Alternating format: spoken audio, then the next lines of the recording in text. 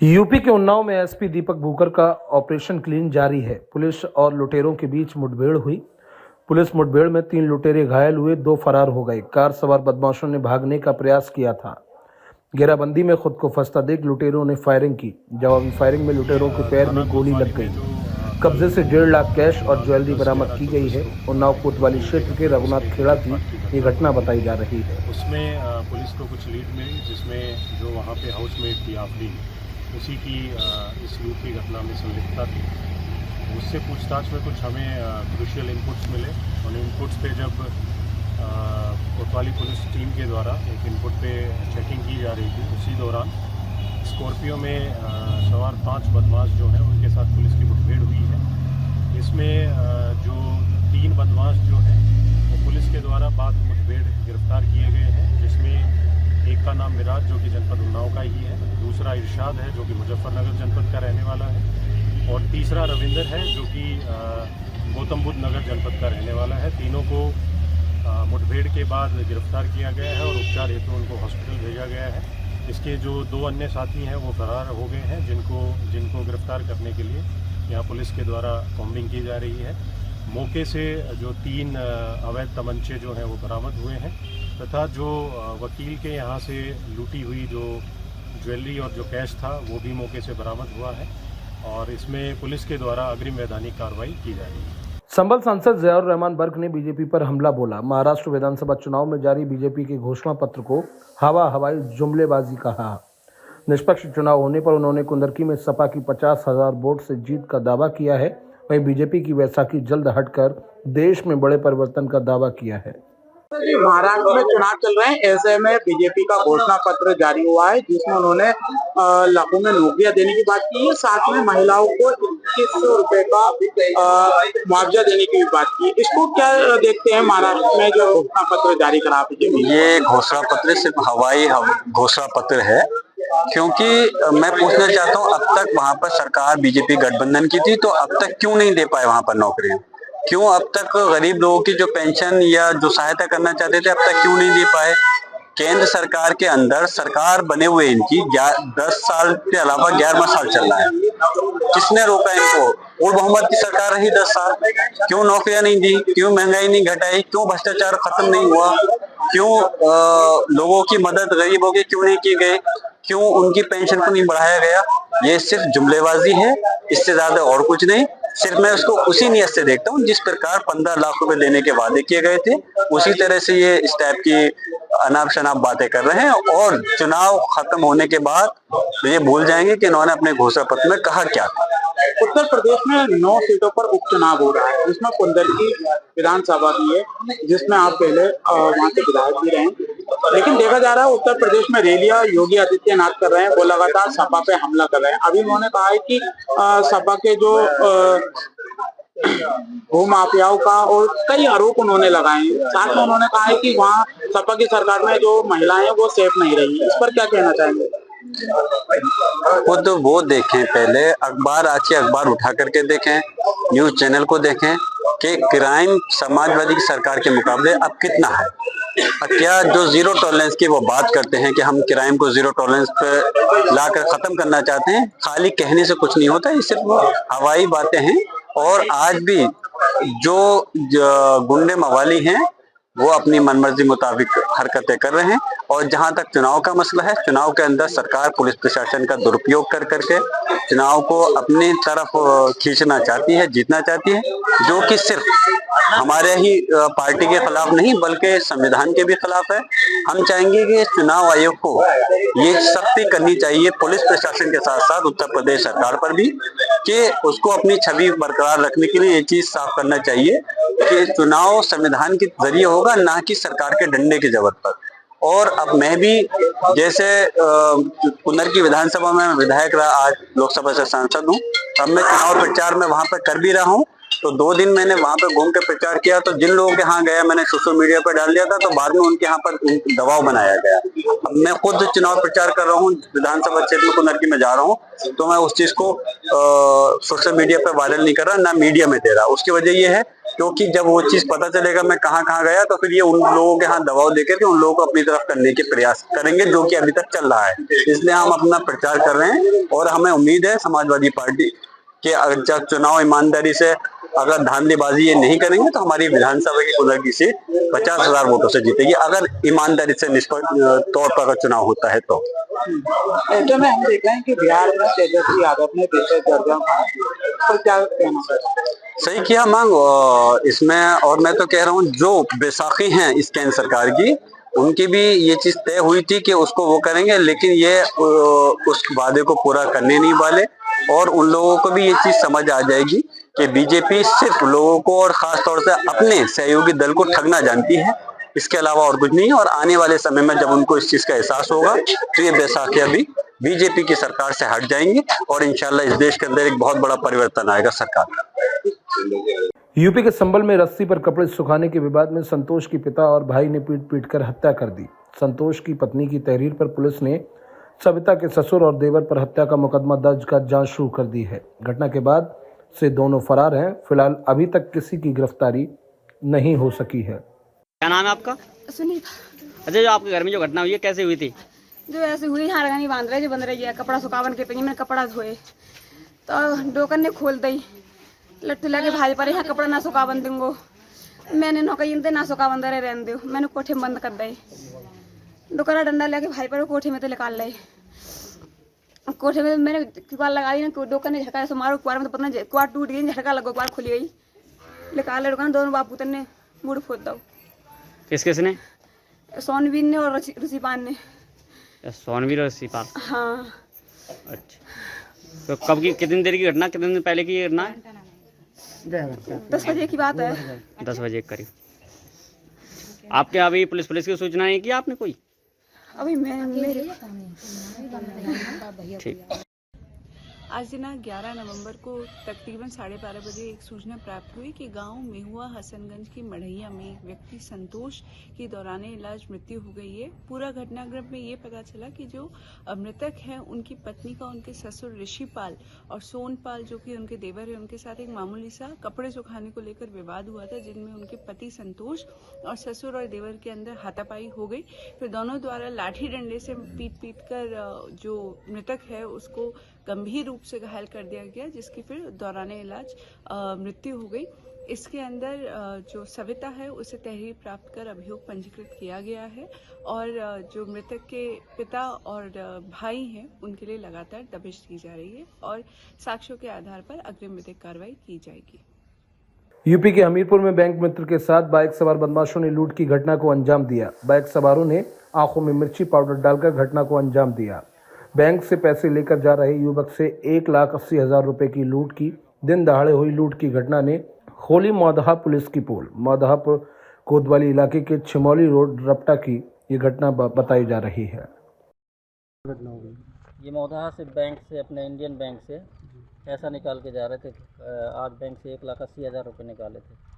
गांव में छोटी शाखा चलाते हैं मिनी बैंक किसी का, बांटने के वास्ते जा रहे थे तो बड़ेली के पास पहुंचते ही मिर्ची पाउडर आंख में डाल दिया। 3 लोग आए बाइक से और कट्टा लगा दिया है, ज़बरदस्ती बैग छीन के भाग गए हैं मौदहा की तरफ।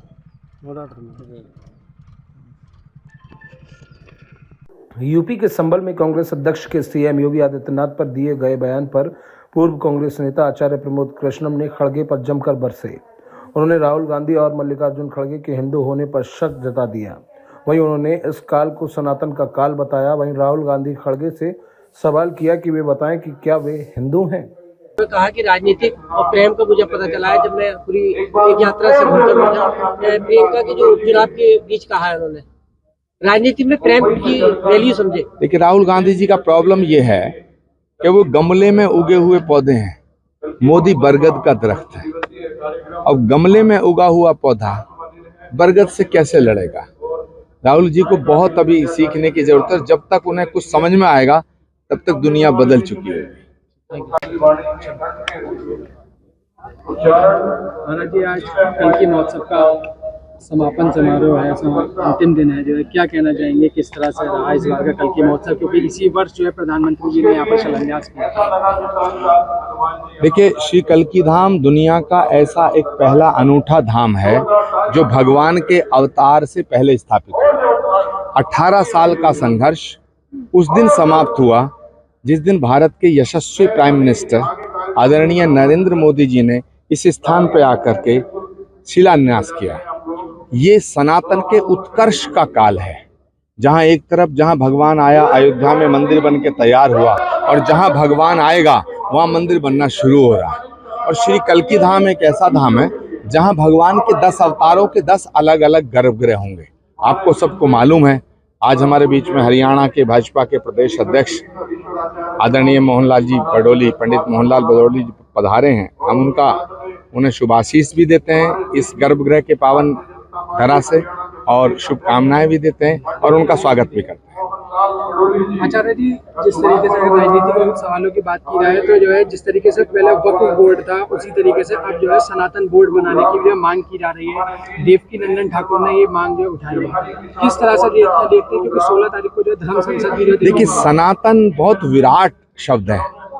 सनातन को एक बोर्ड में नहीं सीमित किया जा सकता। बोर्ड तो दुनिया भर के बने हुए हैं, शिया वक्फ बोर्ड, सुन्नी वक्फ बोर्ड, ये बोर्ड, वो बोर्ड, लेकिन सनातन पे जो हमले हो रहे हैं, सनातन का नाम लेके जो हमले किए जा रहे हैं, कोई दक्षिण से बोलता है, कोई उत्तर से बोलता है, कोई पूरब से बोलता है, कोई पश्चिम से बोलता है, कोई सनातन को डेंगू मलेरिया और कोड़ बताता है, कोई सनातन को मिटाने की बात करता है, कोई हिंदू संतों के वेश पे उंगली उठाता है।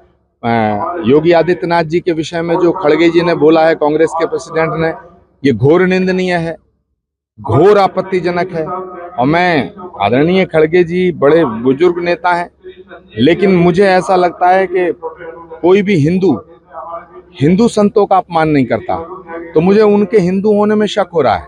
तो खड़गे जी को पहले ये बताना चाहिए वो हिंदू हैं या नहीं हैं, क्योंकि योगी आदित्यनाथ जी एक नेता हैं, भाजपा के नेता हैं, उत्तर प्रदेश के मुख्यमंत्री हैं, लेकिन एक संत हैं, एक साधु हैं, एक सन्यासी हैं। और भारत ऋषि प्रधान देश है, भारत में संत महात्माओं का सम्मान किया जाता है। तो खड़गे जी का जो बयान है योगी आदित्यनाथ जी को लेकर के आतंकवाद से जोड़ करके, ये बहुत निंदनीय है। मैं घोर निंदा करता हूँ और खड़गे जी से सवाल करना चाहता हूँ कि वो इसका स्पष्टीकरण दें, राहुल गांधी और खड़गे जी दोनों, कि क्या वो हिंदू हैं या नहीं है, क्योंकि कोई हिंदू संतों का अपमान नहीं कर सकता। खड़गे जी ने ये भी कहा है कि वो गेरुआ वस्त्र भी पहनते हैं और बटंगे कटंगे की जो बात भी करते हैं। एक साधु इस तरीके की जो भाषा नहीं बोल सकता, और वो ये एक आतंकी भाषा है। भारत का इतिहास गवाह है, 1947 में भारत बटा घटा छटा, बांग्लादेश हमारा था, पाकिस्तान सब हमारा था। तो योगी आदित्यनाथ जी की बात को समझने, राष्ट्रीय परिप्रेक्ष्य में समझना चाहिए। और खड़गे जी का जो मन है वो मुझे लगता है मैला है, उन्हें पहले अपना दिल साफ करना चाहिए। लेकिन क्या इस तरीके की बयानबाजी से लगता है कि महाराष्ट्र और झारखंड में जिस तरीके की ये सियासत एक दिखाने की कोशिश की जा रही है, क्या कांग्रेस जो है अपने आप को इससे जो ग्रोथ कर पाएगी इस तरीके की? देखिए महाराष्ट्र का जहां तक सवाल है, महाराष्ट्र की जनता सनातन के साथ है, छत्रपति शिवाजी महाराज के साथ है। महाराष्ट्र की जनता वही मैंडेट देगी जो हरियाणा में जनता ने मैंडेट दिया है। मुझे लगता है कि वहां भी सनातन की जीत होगी। मुरादाबाद में अखिलेश यादव ने सोमवार को कुंदरकी विधानसभा में सपा उम्मीदवार हाजी रिजवान के लिए आयोजित जनसभा के दौरान मंच पर बैठे सपा के कार्यकर्ताओं और नेताओं पर कटाक्ष करते हुए कहा था कि अगर कोई घबरा रहा है तो हम अपने हेलीकॉप्टर में उसे ले जा रहे हैं। अखिलेश यादव ने कहा कि मंच पर कोई घबरा तो नहीं रहा है। अखिलेश यादव ने साफ कहा था कि उन्हें लगता है कि मंच पर कोई घबरा रहा है, यहाँ कोई इसीलिए नहीं घबराएं, अगर घबरा गए तो टिकट नहीं मिलेगी। और अगर कोई घबरा रहा हो तो हमारे साथ हेलीकॉप्टर में चले, हम उसे ले जा रहे हैं। कोई घबरा तो नहीं रहा यहाँ पर, मंच वाले तो नहीं घबरा रहे हैं।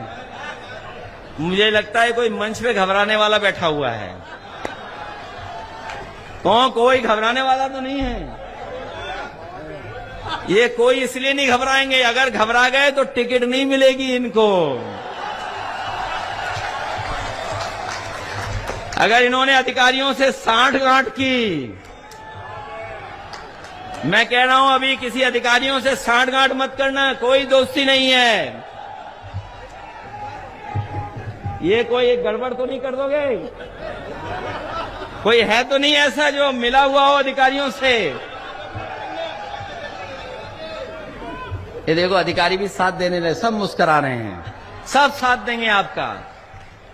यूपी के आगरा में देर रात संदिग्ध परिस्थिति में युवक ने तालाब में छलांग लगा दी। तालाब में डूबने से 23 वर्षीय युवक की मौत हो गई। शराब के नशे में युवक बताया जा रहा था। वहीं गांव में ही मजदूरी का युवक काम करता था। सूचना पाकर मौके पर पुलिस पहुंची। स्थानीय गोताखोरों ने रेस्क्यू ऑपरेशन चलाया। यूपी के मुरादाबाद में सपा सांसद जियाउर रहमान बर्क का धमकी भरा भाषण सामने आया। सपा सुप्रीमो अखिलेश यादव की मौजूदगी में सपा सांसद जियाउर रहमान बर्क ने भड़काऊ बयान दिया। क्या कुछ कहा, सुना देते हैं आपको। मैं पूछ रहा हूँ कि इस आजाद मुल्क के अंदर किस तरह से लोकतंत्र की हत्या हो रही है, किस तरह से संविधान का खात्मा किया जा रहा है। पूर्व पार्लियामेंट के अंदर तो अल्हम्दुलिल्लाह मैं खुशी से कह सकता हूँ कि आप लोगों ने 33 सीटें जिता करके और गठबंधन को 44 सीटें जिता करके समाजवादी पार्टी को देश की तीसरी सबसे बड़ी पार्टी बनाया है। और उसका मुकाबला माननीय राष्ट्रीय अध्यक्ष जी के नेतृत्व में बीजेपी से हम लोग कर रहे हैं। और इंशाल्लाह अपनी बात खत्म कर रहा हूं कि आने वाला वक्त याद रखना है बीजेपी आरएसएस के लोगों और खासतौर से पुलिस प्रशासन के लोगों से भी कह रहा हूं, सरकार आती है जाती है, किसी के बाप की जागीर नहीं है। ये मत सोचना कि तुम पुलिस प्रशासन के लोगों हर जगह रहोगे। समाजवादी की सरकार अगर बनेगी तो इस बात को हम ध्यान रखेंगे, जो हमारे कार्यकर्ताओं पर जो जुल्म ज्यादती हो रही है कभी हम भूलने के नहीं हैं। और उसी हिसाब से इंशाअल्लाह ताला ज्यादती नहीं लेकिन उसी हिसाब से हम काम लेंगे। मैं अपनी बात को इस शेर के साथ खत्म कर रहा हूं जो दादा मोहतरम बख्श साहब का शेर है। माननीय राष्ट्रीय अध्यक्ष जी, मुरादाबाद जिले के ठाकुरद्वारा कोतवाली क्षेत्र में रात के अंधेरे में खनन के ओवरलोड वाहन सड़कों पर दौड़ते नजर आ रहे हैं, लेकिन सरकारी अमला कार्रवाई के नाम पर नतमस्तक नजर आ रहा है। सवाल कई खड़े होते हैं कि आखिर उत्तर प्रदेश और उत्तराखंड के सीमावर्ती चौकी क्षेत्र से यह ओवरलोड वाहन तेज रफ्तार से दौड़ रहे हैं, लेकिन पुलिस प्रशासन को इसकी भनक भी नहीं लग रही है। क्या नाम है आपका? मेरा नाम फुरकान अहमद, भारतीय किसान यूनियन लोक शक्ति से प्रदेश महासचिव। भाई, ये जो उत्तराखंड से यूपी को जो उत्तराखंड मार्ग जोड़ रहा है, ठाकुरद्वारा काशीपुर अलीगंज मार्ग, इस पर अवैध खनन चल रहा है, ओवरलोडिंग भी चल रही है और लगातार हादसे हो रहे हैं। किस तरीके का मुद्दा उठाना चाहेंगे अपने माध्यम से? देखिएगा, हम पहले भी इस चीज़ को लेकर के, ओवरलोडिंग को लेकर के पहले भी धरना प्रदर्शन कर चुके हैं और आए दिन अक्सर देखा होगा आपने कि आए दिन यहाँ पर हादसे होते रहते हैं। कुछ जगहों पर रोडों पर स्कूल बने हुए हैं, वहाँ जब बच्चों की छुट्टी होती है तो आए दिन ओवरलोड ट्रक गुजरते हैं, वहाँ से आए दिन हादसे हो जाते हैं। और हम सरकार से यही मांग करना चाहते हैं कि ये जो ओवरलोड चल रहा है इसको जल्द से जल्द बंद करा जाए। कहाँ से कहाँ को चल रहा है ये खनन का काम? ये उत्तराखंड से लेकर के और यूपी हरियाणा बॉर्डर तक चलता है और अक्सर ये लोग जो है ओवरलोड होने के कारण ट्रकों को भगाते हैं। आए दिन इससे हादसे होते रहते हैं और गरीब मजदूर यहाँ पे मारा जाता है। ये ठाकुरद्वारा कोतवाली लगती है, भोजपुर कोतवाली लगती है, एक भगतपुर। क्या प्रशासन की मांग करना चाहेंगे इन लोगों? प्रशासन से यही मांग करना चाहते हैं कि जो ओवरलोड खनन चल रहा है इसको जल्द से जल्द बंद करा जाए और जो किसान भाई हैं, मजदूर हैं, उनकी जानों से खिलवाड़ नहीं किया जाए। कौन कौन से थाना क्षेत्र से होकर आता है ये खनन? ये थाना भगतपुर लगता है, भोजपुर लगता है, थाना मोटा पांडा भी लगता है इसके अंदर। ये दिन में काम करते हैं खनन का या रात में चलाते हैं? ज़्यादातर तो रात में ही चलता है, दिन में भी चलता है क्योंकि दिन में काफ़ी जाम की समस्या हो जाती है और रात में तो ये लोग जो है बहुत अवैध तरीके से ट्रकों को भगाते हैं। इसी को लेकर के लोगों की जान आए दिन जाती रहती है। क्या अब इस समय तुम मौके पे हो, क्या खनन का काम चल रहा है ओवरलोडिंग का? हाँ, अभी भी चल रहा है। अच्छा, लमसम कितने डंपर चलते होंगे ऐसे? डंपरों की तो संख्या नहीं बता सकते क्योंकि हर 5 मिनट के बाद में एक न एक डंपर गुजरता है इस रोड को। ओवरलोडिंग। अच्छा, मुख्य मार्ग को कैसे हालात कर दिए इन खनन माफियाओं ने? सारे रोड टूटे हुए हैं, आए दिन सड़क हादसे होते रहते हैं, आपने देखा होगा। और अलीगंज मार्ग पर तो मैं मानता हूँ कम से कम 2-4 दिन के बाद में एक न एक डेथ होती रहती है।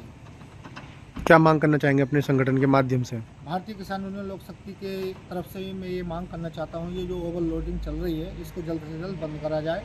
शासन प्रशासन से यही मांग करते हैं। अगर बंद नहीं होता है तो ये खेल पूरा बंद अगर नहीं होता है तो आगे के लिए हम धरना प्रदर्शन जारी रखेंगे।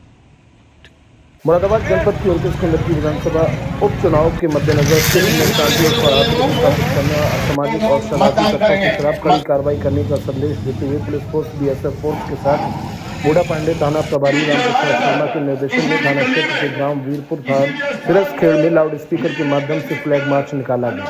ध्यान दीजिए, जनपद में आदर्श आचार संहिता लागू है। चप्पे चप्पे पर फौज तैनात है। हर गली हर मोहल्ले में हमारी इंटेलिजेंस की टीमें भ्रमणशील है। सभी लोग नियमों का पालन करें, निष्पक्ष एवं निर्भीक रहे।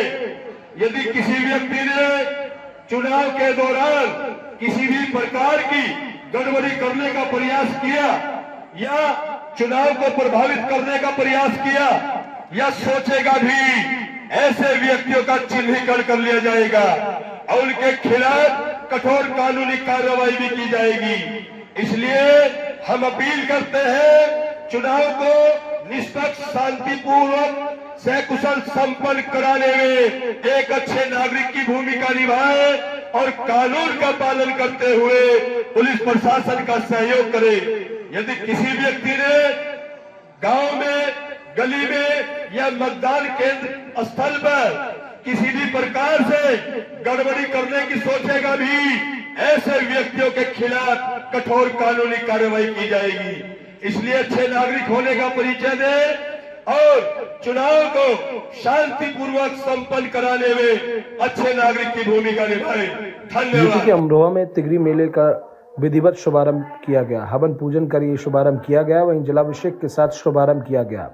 प्रभारी मंत्री केपी मलिक, कमिश्नर ने मेले का उद्घाटन किया। जनप्रतिनिधियों, अधिकारियों ने गंगा आरती तिगरी मेले में जलाए 11,000 दीपक। तिगरी मेले में सांस्कृतिक कार्यक्रमों की धूम रही। ये कहा जाता है क्राउड के मामले में कि कुंभ से ज़्यादा यहाँ पर भीड़ यहाँ पे आती है, श्रद्धालु यहाँ पे आते हैं। और महाकुंभ का जो समय है वो अलग अलग जगहों पर परिवर्तित होता रहता है, लेकिन तिगरी में हर वर्ष एक ही तरीके का आयोजन होता है और लगातार श्रद्धालुओं की संख्या बढ़ती जा रही है।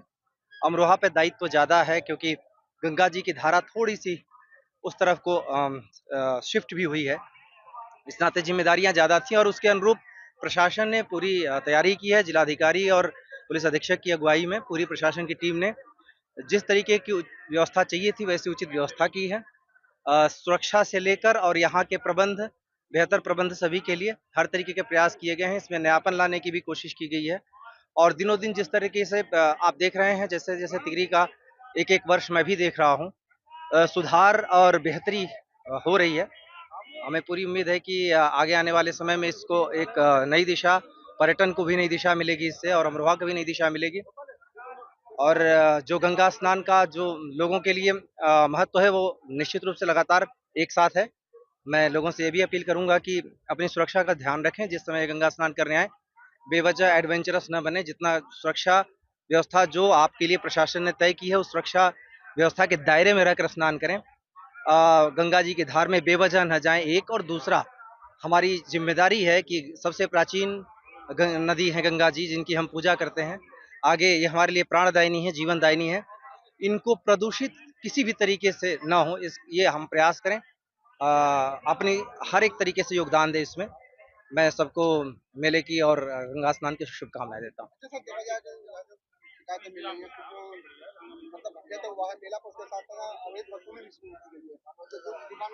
जब कोई ऐसा आयोजन होता है जब साल भर में एक बार, और ऐसा आयोजन जहाँ पे कुछ भी ना हो और आपको शून्य से चीजें खड़ी करनी पड़े, तो शिकायतें आती हैं। प्रशासन हर एक शिकायत पे काम कर रहा है। जहाँ जहाँ ऐसी शिकायतें आएंगी प्रशासन तत्परता से उस पर कार्रवाई करेगा। जो शिकायतें जैसे जैसे आ रही हैं प्रशासन उस पर कार्रवाई कर रहा है। एक बड़ा एरिया है और ये जो प्रशासनिक जो हेडक्वार्टर है उससे दूर है, गंगा जी के किनारे है। तो एक पूरा तंत्र खड़ा करना है यहाँ पर और उस तंत्र को व्यवस्थित रूप से चलाना है। जाहिर सी बात है, जब दूर दूर से लोग आ रहे हैं, किसी न किसी कोने में कोई न कोई शिकायत आती रहेगी, उसको हम लगातार दूर करते रहेंगे। इतना इंश्योर जरूर करेंगे। जिलाधिकारी की अध्यक्षता में जितनी भी शिकायतें आ रही हैं सब पे जांच की जा रही है। जिलाधिकारी के द्वारा कार्रवाई भी तुरंत हो रही है और ऐसे मामलों में भी जांच करके तुरंत कार्रवाई होगी।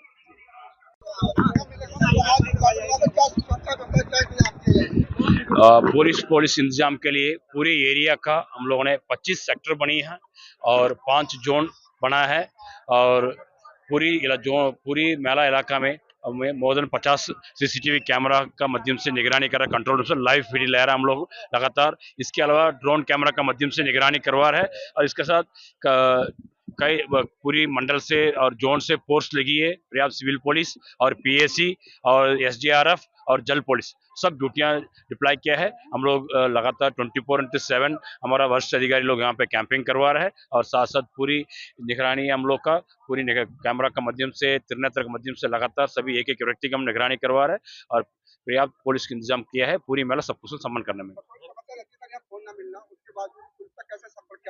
हमारा तो इसलिए पुलिस को तो हमेशा कंट्रोल रूम का वायरलेस फ्रीक्वेंसी सेट रहता है, हम फोन से ज्यादा डिपेंड नहीं रहते, वायरलेस से डिपेंड रहता है। इसलिए सेक्टर के माध्यम से हर जगह हमारा कंट्रोल रूम एस्टैब्लिश्ड है, हमारा वायरलेस सेट है, हैंड एंड वायरलेस सेट है, उसके माध्यम से सबको कम्युनिकेट हो जाता है। Thank you. यूपी के आगरा में बातचीत के बहाने टप्पेबाजी करने वाले अभियुक्त को पुलिस ने गिरफ्तार किया है। बातचीत करने के बहाने बुलाकर गाड़ी में से 5 लाख रुपए की चोरी थी। चोरी की घटना को मां बेटे ने मिलकर अंजाम दिया था। थाना हरि पर्वत पुलिस ने घटना में संलिप्त अभियुक्त को गिरफ्तार किया है। फिलहाल मां अभी फरार है, जिसकी तलाश में पुलिस जुटी है। देखिए, दिनांक 18 अक्टूबर 2024 को थाना हरि पर्वत क्षेत्र अंतर्गत एक व्यक्ति के साथ, एक वादी के साथ 2 माँ बेटे ने इनके प्लॉट पर जमीन बनवाने के नाम पर ठेकेदारी लेने के प्रिटेक्स्ट पे इनके कार में घुस के और चुपके से इनके कार में एक 5 लाख रुपए का बैग रखा था, उसकी टप्पेबाजी की घटना कारित की थी। तत्काल थाना हरि पर्वत पर अभियोग पंजीकृत करके और थाना हरि पर्वत टीम ने लगातार गत 20-25 दिनों से बहुत मेहनत करते हुए इस पूरी घटना को वर्कआउट किया। इसमें इस घटना में इन्वॉल्व अभियुक्त शंकर सोलंकी को गिरफ्तार करके 5 लाख रुपए की जो टप्पेबाजी हुई थी उसमें से 4.5 लाख रुपए बरामद कर लिया।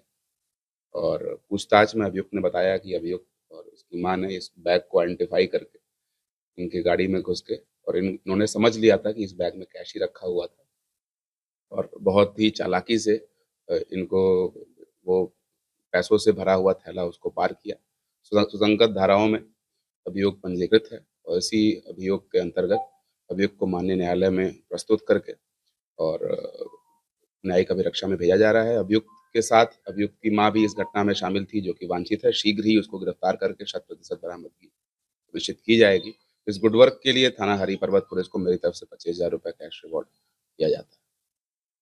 यूपी के बांदा में देर रात संदिग्ध परिस्थितियों में युवक की निर्मम हत्या कर दी गई। परिजनों ने बताया कि सर पर किसी भारी चीज से हमला किया गया। वहीं परिजन बता नहीं पा रहे हैं कि हत्या की वजह क्या है। परिजन बोले रात के लगभग 2 बजे की आसपास की घटना बताई जा रही है।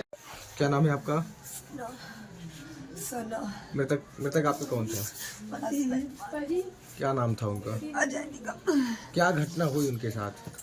सर कुछ नहीं पता। हम लोग रात में 12 बजे ये सो गए यहीं पे लेट के, ये और हमारा लड़का दोनों यहीं पे सो गए। हमने 12:15 बजे करीब दोनों तरफ के दरवाजे बंद करे, कुंडी लगाई और हम अंदर चले गए। टीवी भी बंद करके, लाइट बंद करके हम लोग लेट के सो गए। उसके बाद कई बजे ये बाहर गए, किसने बुलाया, क्या हुआ कुछ नहीं पता। सुबह भाई लोग आए कमरिया से 5 बजे, उन्होंने देखा जबकि ये नीचे उल्टे पड़े हैं। उनने देखा टॉर्च जला के कि पता नहीं कौन लेटा है। देखा उनने कि सर जी है, वो ऊपर आया। ऊपर दरवाजे हमारे खुले पड़े हैं ऐसे ही। फिर उनने हम लोगों को उठाया। क्या किसी पर शक है? किसी से बात भी हुआ था इनका? हमारी किसी से सर कोई लड़ाई झगड़ा नहीं था। वो तो सबका बहुत अच्छा इंसान था। क्या नाम है आपका? हमारा रजिया। ये कौन सा मोहल्ला है? काशीराम कला। क्या घटना हुई थी यहाँ पे? भाई हमारे दामाद को मार डाला किसी ने। कब की घटना है? ये रात के हो गया ये कांड भैया। किस चीज से मारा गया? अभी ये पता नहीं उसके सर में क्या मारा, इतना छेद था, इतना खून निकल रहा था, आंखें दोनों नीली पड़ी निकली है आंखें। मैंने अपनी आंखों से देखा, मेरा लड़का कमरिया से आया, मुझे उठाया, कह रहा दरवाजे खोलो। वो अपने वहाँ बिलाक के वहाँ मरे पड़े। हम जैसा यहाँ सर दौड़ लगाते हुए देखा, हम अपनी आंखों हाथों से उठाया, इतना खून, दोनों आंखें निकली, सर में इतना गड्ढा, शरीर में हमारा होगा। और इनके देखे तो इनके दरवाजे खुले पड़े, ये लोग सब अंदर बेहोशी। किसी से वाद विवाद रहा हो, किसी पर शक है आपको? हाँ, सर अभी हम किसको बता दिया, अचानक हम लोग। अच्छा, रात में यहाँ पे कौन मौजूद था? ये थी। तो क्या जब नीचे मतलब हादसा हुआ तो उन्होंने मतलब कोई किसी ने यहाँ पे आवाज नहीं सुनी? ये लोग सो रही थी, वो और लड़का उनका इधर पे सो रहे थे, ये और दोनों बिटियां अंदर सो रही थी। लगभग कितने बजे रात की घटना है? लगभग 2:30-3 बजे की होगी सर। अब वो वहाँ सो रही, ये और दोनों बिटियां अंदर सो रही, वो लड़का यहाँ सो रहा है। अब किसी ने खटखटाया होगा, अब चड्डी पहने निकले होंगे और निकल के और गए होंगे, बस वहीं से। दामाद का क्या नाम था आपके? अजय निगम। अजय निगम। कहाँ रहते थे? ये क्यों के थे। क्या करते थे? ये टिकट का काम करते थे। चलो ठीक। आज दिनांक 12/11/2024 को सुबह 6:30 बजे थाना कोतवाली नगर पर सूचना प्राप्त हुई कि एक व्यक्ति जिसका नाम अजय निगम, पिता का नाम कृष्ण बिहारी, इसकी उम्र करीब 36 वर्ष है, जो क्योटरा का मूल निवासी था और वर्तमान समय में अपने परिवार के साथ काशीराम कॉलोनी में रह रहा था। वह घायल अवस्था में अपने आवास के बाहर पड़ा हुआ है। तत्काल उसे अस्पताल भेजा गया, जहां डॉक्टरों ने उसे मृत घोषित कर दिया। उसके सिर पर गंभीर चोट थी। पंचायतनामा और पोस्टमार्टम की कार्रवाई की जा रही है। प्रभारी निरीक्षक कोतवाली को सभी बिंदुओं पर जांच करते हुए आवश्यक वैधानिक कार्रवाई करने हेतु निर्देशित कर दिया गया है। यूपी के हमीरपुर में पुरानी रंजिश के चलते युवक के साथ जमकर मारपीट की। पहले से घात लगाए बैठे दबंगों ने युवक पर जमकर जानलेवा हमला बोला। लगभग 1 दर्जन दबंगों की मारपीट से युवक का सिर फट गया। जसपुरा इलाके के कस्बा सुमेरपुर में दूध बेचने युवक जा रहा था। खून से लथपथ हालत में युवक को अस्पताल में भर्ती कराया। सुमेरपुर थाना इलाके के आर्याव्रत बैंक के पास का मामला बताया जा रहा है। थाना जसपुरा कुम्हारे डेरा का रहने वाला हूँ। मेरे भाई भरुआ में दूध बांटने आते हैं। दूध बांट के जा रहे थे पेट्रोल पंप, ये लक्ष्मीबाई के पेट्रोल पंप पड़ता है, वहीं 15 लोग घात लगाए बैठे थे और मेरे भाई को मारा और कपड़े फाड़ दिए।